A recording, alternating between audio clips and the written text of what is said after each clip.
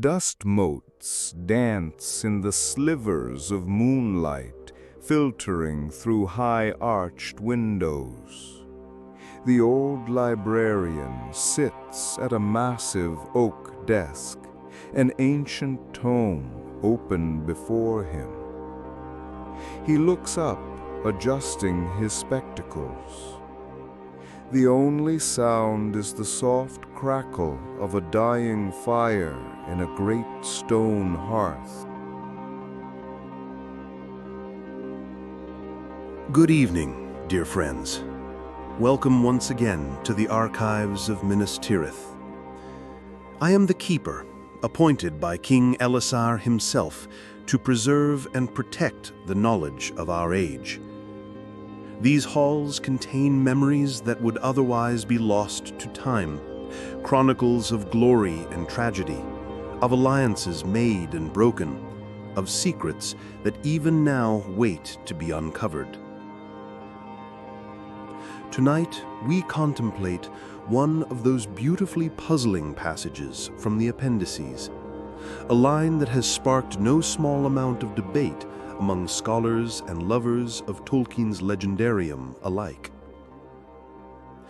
The passage in question reads, "All living things were divided in that day, and some of every kind, even of beasts and birds, were found in either host, save the elves only. They alone were undivided, and followed Gil-galad." Now, the immediate question that arises, and rightly so, is this: was Tolkien speaking literally?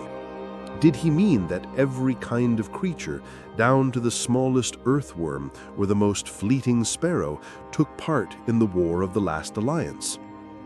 Or was this, as some suggest, a moment of poetic hyperbole, a rhetorical flourish meant to underscore the unique unity of the elves in the world otherwise fractured by shadow? Let us consider for a moment the nature of Tolkien's writing. He was a man of immense linguistic and mythological precision, a scholar who understood the weight of every word chosen. His stories were not mere tales, but living history, carefully constructed over decades with consistent internal logic. Each phrase was weighed, considered, and placed with intention. Hyperbole was not a tool he often reached for, not in the way some authors do to exaggerate for emotional effect. When Tolkien wrote, he wrote with the mind of a sub-creator, building a world meant to feel real, historical, and deeply true.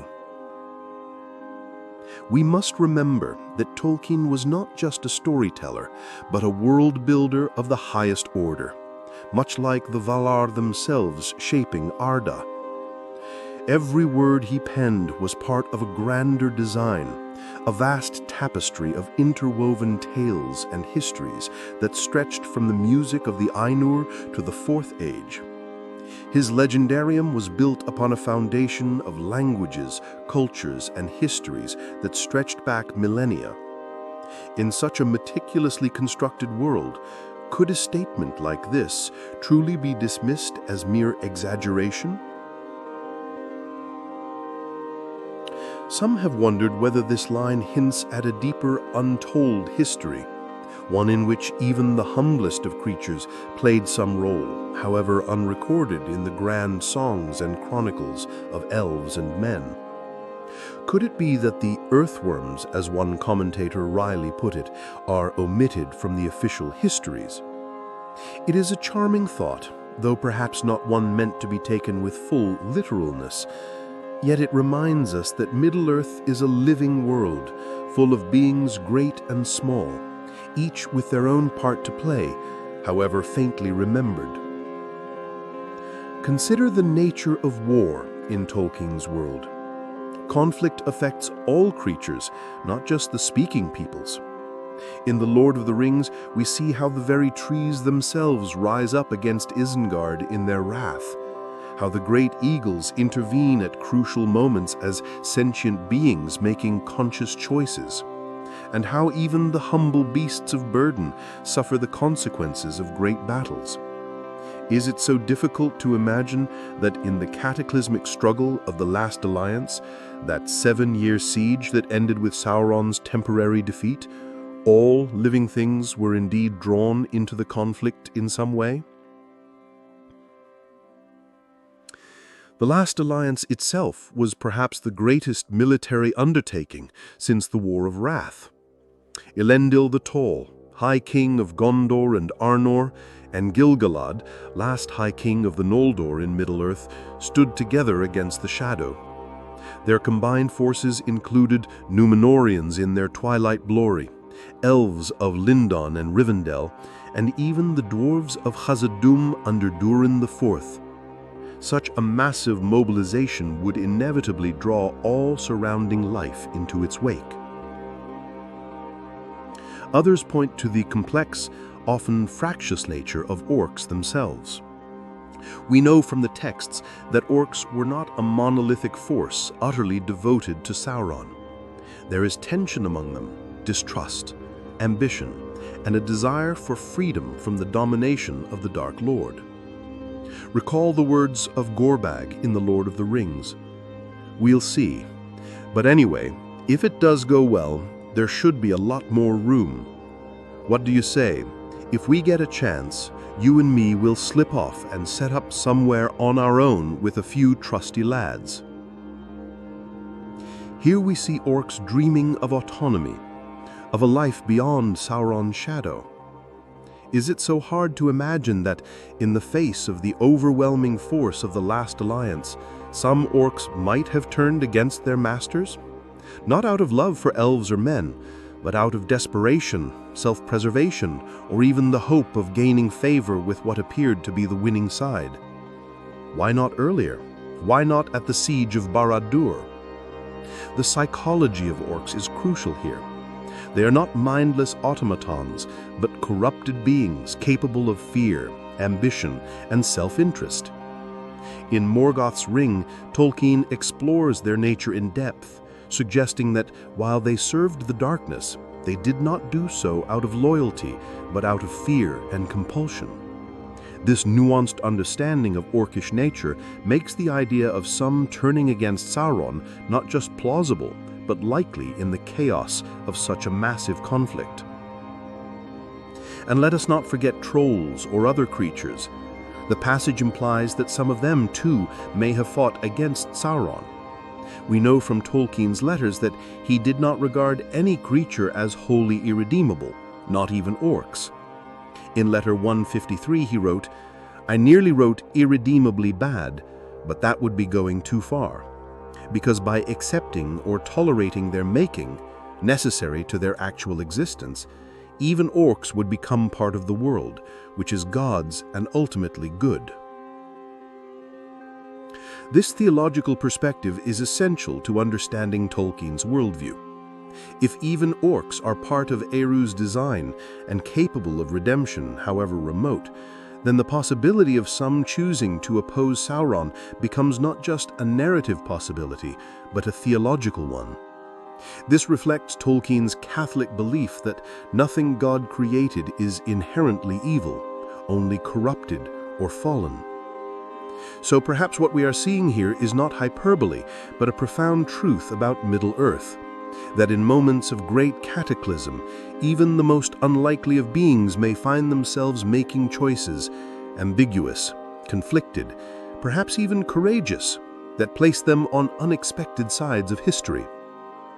The War of the Last Alliance was such a defining moment that it forced every living being to choose, in whatever small way, which vision of Arda they would support. We might also consider this passage in light of Tolkien's experiences in the Great War. As a veteran of the Somme, he knew firsthand how war affects all living things, how it draws in everything from the mightiest general to the lowliest field mouse, how even the landscape itself becomes a participant in the conflict. This universalizing vision of conflict's impact may well have influenced his description of the Last Alliance, where literally all of creation seemed to choose sides. Of course, some argue we ought to take the words at face value. Not every creature need have formed regiments or raised banners. A single ox drawn into battle on one side, a flock of crabane serving as scouts on the other, these too would fulfill the description.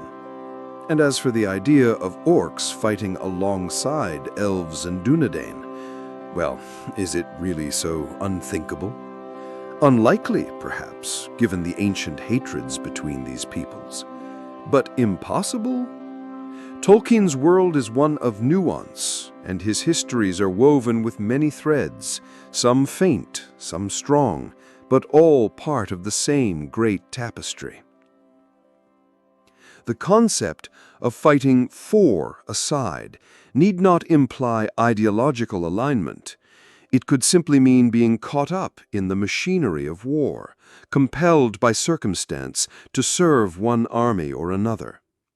A pack of wargs might hunt for Sauron's forces not out of loyalty to the Dark Lord, but because they are hungry and the armies provide easy prey. Similarly, great eagles might oppose Sauron not because they philosophically oppose him, but because they recognize his threat to their mountain homes and their own ancient freedoms. And what of the comment regarding Tolkien's preferred mode of address? It is true, Tolkien himself expressed a wish to be free of the title professor outside of academic circles. In his own words, "I wish I could be rid of the professor altogether. It gives a false impression of learning, and it is a pity to have my pedantry advertised and underlined." A humble reminder that the man behind the legendarium preferred simplicity and sincerity over ceremony, a preference that reflects in his writing as well. This preference for authenticity over appearance reflects in his writing as well. Tolkien did not engage in flashy literary devices for their own sake. Every element served the larger truth of the story he was telling. This lends weight to the argument that this passage should be taken seriously, not as exaggeration, but as insight into the comprehensive nature of the conflict. How truly world-shaking events inevitably draw all creation into their wake. So, where does that leave us, my friends? After considering all these perspectives, the linguistic, the historical, the psychological, and the theological, I find myself leaning toward accepting Tolkien's words at face value.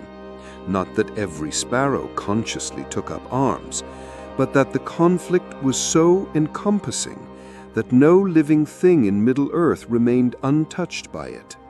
The elves alone maintained perfect unity of purpose.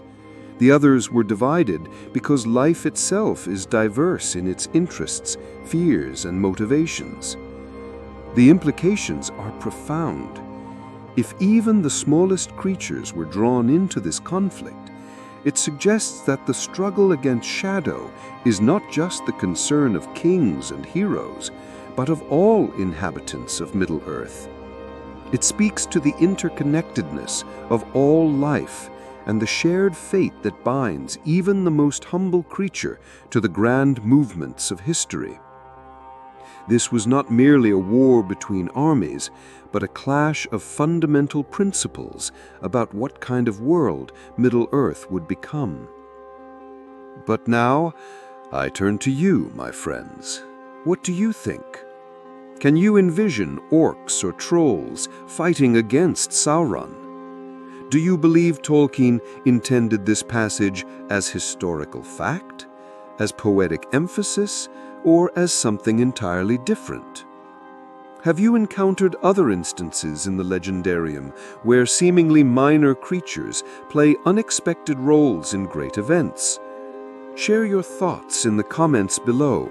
I read each one with great interest, and I delight in the conversation that emerges from our shared contemplation of these deep matters.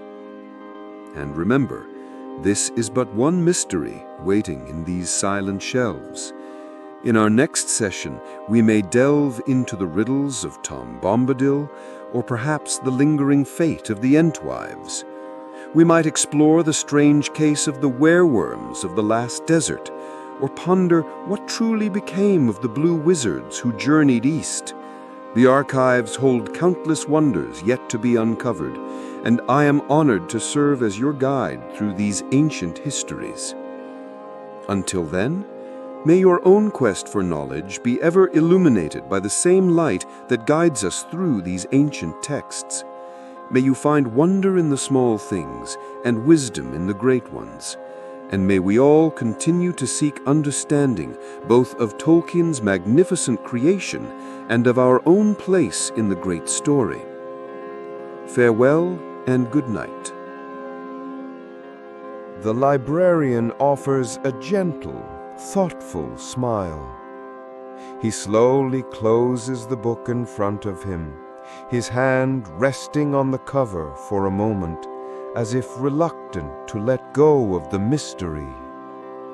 The lamp flickers softly as the screen gradually fades to black, leaving only the faint outline of shelves against the darkness. The final image is of dancing dust motes in a sliver of moonlight before complete darkness falls, leaving only the memory of the conversation hanging in the air. If today's tale has stirred your thoughts and you wish to support the continued exploration of the Old Librarian, I would be deeply honored if you might consider subscribing and leaving a like. Each such gesture is like adding a new marginal note, evidence that someone has been here, listened, and found these words worth preserving. But most importantly, I should very much like to hear what you make of today's subject. Does this theory of men's artificial origin resonate with you, or do you find it entirely without merit? The light of truth often emerges from the sparks of many minds. Please do share your reflections in the comments below. I give you my word that every thought shall be read. And now, the hour grows late, the lamp flickers low, and the ink grows faint. But we shall return to these shelves soon enough. Until we meet again,